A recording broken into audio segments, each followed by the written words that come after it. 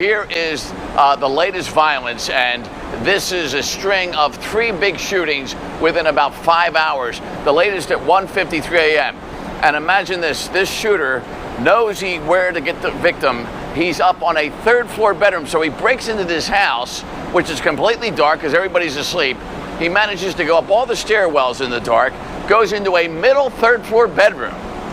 All right, maybe he has a flashlight or a laser on the gun, and he sees this 20-year-old asleep in bed and just stands over him like a nightmare and starts firing a gun into him, where bullet shells just fall on the pillow and on the bed and on the floor next to the bed. And this young man is shot several times. Obviously, he thinks it's a bad dream. He's shot in the face, the chest, the legs, and somehow still alive at last check, despite that.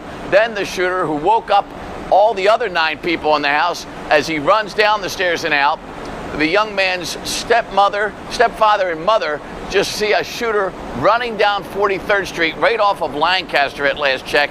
There were 5 kids in the house, as young as 5 and as old as 14, so it could have been even worse. But this would-be killer obviously knew where his target was sleeping, like he knows the layout of the house, obviously has to know the family. We did check on all the children. There's 5 juveniles in there between 5 and 14 years of age. They were all asleep when this happened. Some of them did hear the gunshots, so some of them are very scared, but they're still with family members.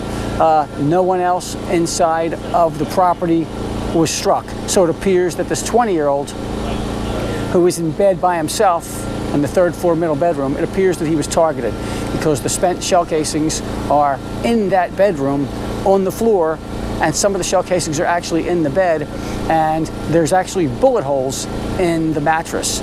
So we know this 20-year-old was sleeping in bed when somebody stood over him and fired at least 6 shots, striking him throughout his body and face.